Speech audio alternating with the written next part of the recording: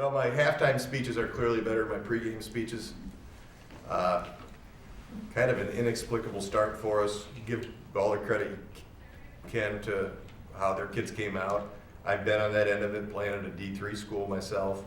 And they've got better, obviously they got scholarships at a D2 level, so they've got some guys that can go. But honestly, I tried to preach the guys this game was all about us, and I think both halves kind of were. It was the bad us and it was the good us. And there are a million things that coaches can point to at moments like this for why you played that way in the first. I have no idea, and it's not acceptable. And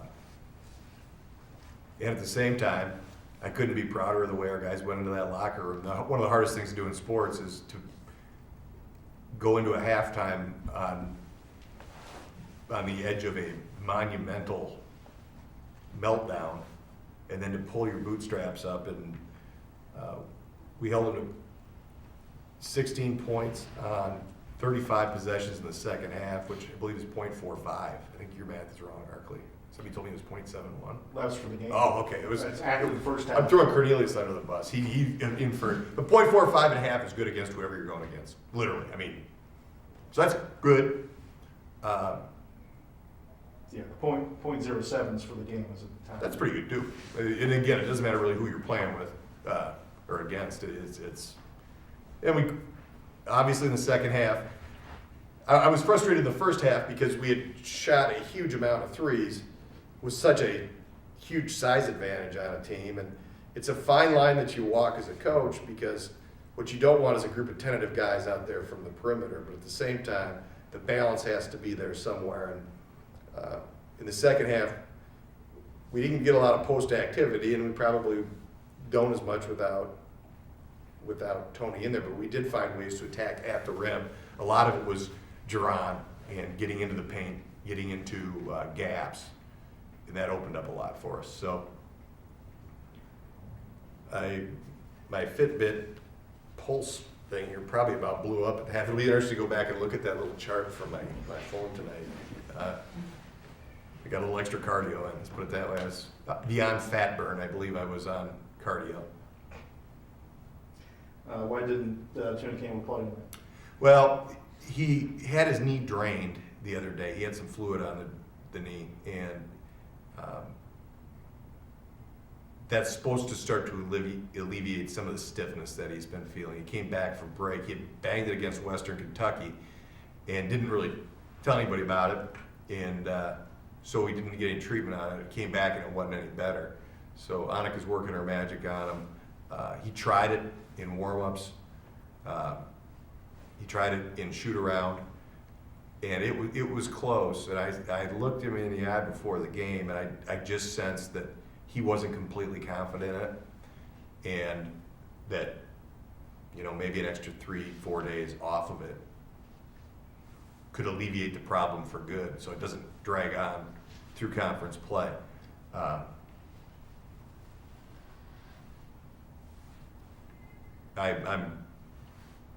It was a mutual decision, but I took my cue kind of from, he wouldn't sit there and say, no, I can't do it.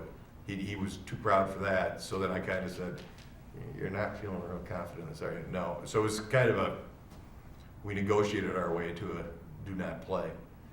And we can use him back, I can promise you that. But it was a good experience for Doug and for Jason.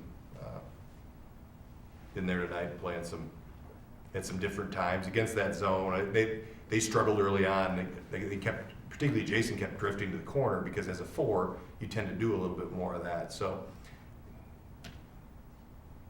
a sophomore and a freshman in there trying to find their way through it a little bit, and it won't be the last game in his career that he starts. So we got that first one behind us, and hopefully the next one is an improvement at the beginning, although he's plenty good in the second half.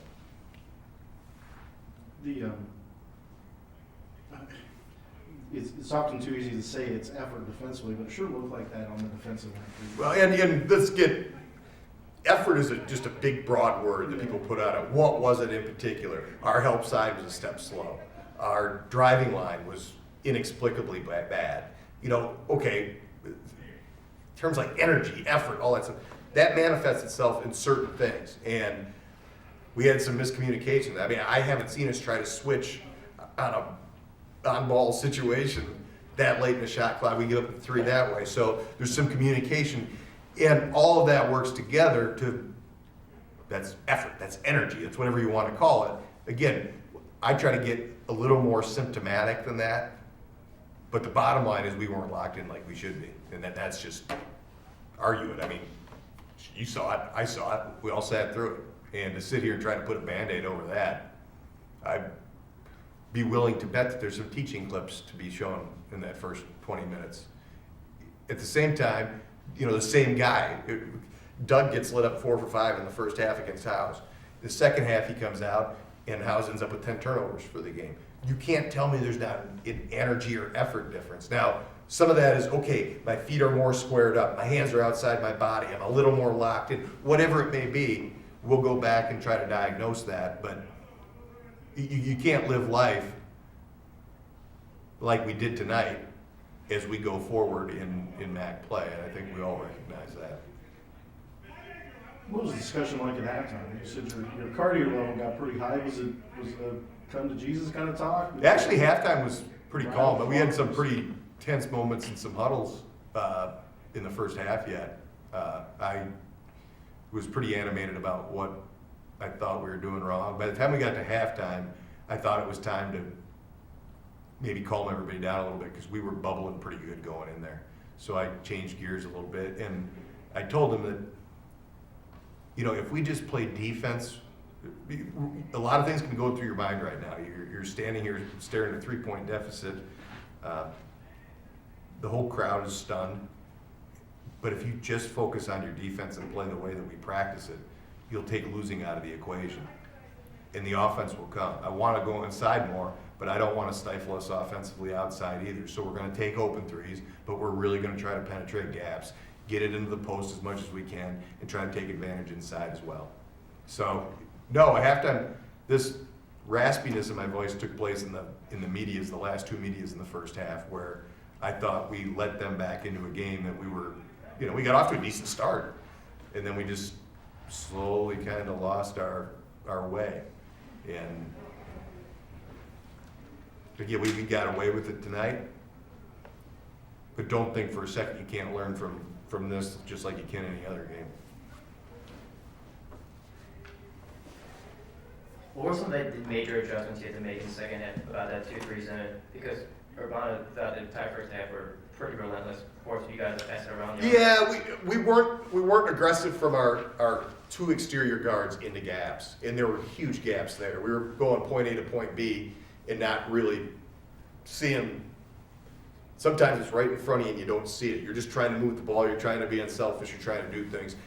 I told Duran at the half that he had to stop worrying about who we were playing, stop worrying about what the score was, go out, pretend it's 0-0, and just try to beat the team he's playing, however he would do that for 20 minutes. And sure enough, he's in a gap right away, we get a bucket. He's in a gap right away, he gets a floater. He set a tone early on in that half, and there is a tremendous sense of calm from everybody on the team when Duran is your leader out there, because he's a competitor that isn't going to drop one games that he shouldn't drop very often. He just isn't.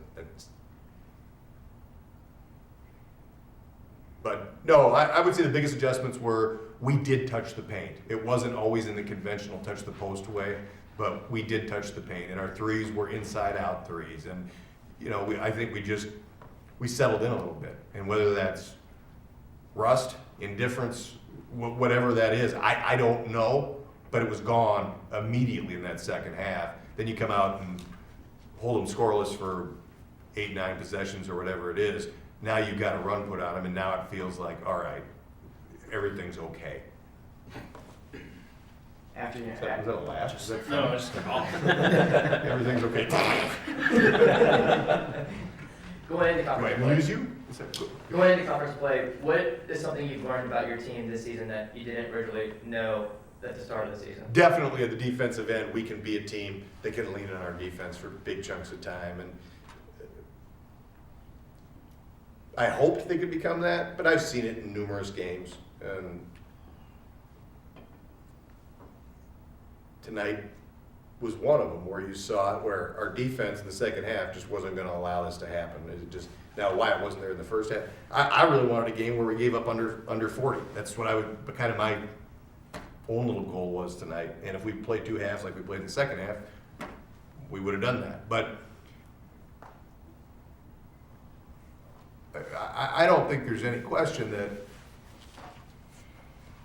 we have room to improve offensively, but I also don't think there's any question, and numbers back this up, that we've come light years in the defensive end. And it is not easy for a group of guys that offense comes very easy to, like it did last year, to kind of switch gears and say, if we're going to get this done, we gotta go defensively. And that isn't done in one or two practices. That isn't done in 3 or 4 practices. It's done over the course of a summer. It's done in the weight room. It's done over every time you step on that court as a group. So fans usually watch offense. Shoot, I'm guilty of it in football all the time. I don't care what the Packers defense does. I just want to see Aaron throw the ball all over the place. And if we're not scoring 34, it's a bad game, right? And I think it's easy to kind of look at our group right now. We clearly aren't clicking offensively like we did last year. But I also think that as a team, we are in a far better place. There is no question about that. And in order to be able to win on both sides of the ball, that's something that not everybody has. We certainly didn't have it last year. Conference play begins Tuesday. Are you more reassured by the way your team played defense in the second half tonight, or more concerned by the way it started the first half? Boy, that's a catch-22. I'm right in the middle because it's half and half right now. I've got confidence in this team, and as a coach, you can't get too wacky about 20 minutes one way good, one way bad. So I've got to keep it even keel here. I have high expectations for this group going into MAC play. They have high expectations in themselves. I think that's a healthy place to be.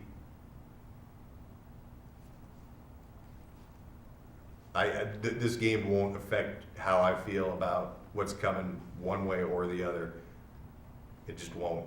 That's not how I choose to look at things in basketball. We've got Western Michigan coming up next, and yes, I do know we play Kent the next game, and yes, I do know we play Buffalo after that. I don't look that far. You got to look that far. I got to plan practices. I got to plan off days. I know what comes next. But let me tell you right now, I got to focus on Western. That we got to get this one done first. It's a home game. You got to win your home games if you're going to compete for a league. So this is, you go in your submarine for 2.5 months with your people, and it's on. Let's go. Let's get this done. And there's not a whole lot of place for emotion when charting your team's course. There's time for emotion to motivate guys. There's time for emotion in a game or in a practice but as far as from the time I leave this gym, the time I go home, the time I look at my stuff, the time I plan out what we're going to do next, it's got to be emotionless. It does, or else you're flying all over the charts. And so I'll just level her out tonight and sort through this, and then I've got some Western. My family was gone, so I got to cheat ahead a little bit. I watched plenty of Western. I've even watched a little Kent, but it's time to put all beams on Western Michigan. Anything else? Alrighty. Happy New Year.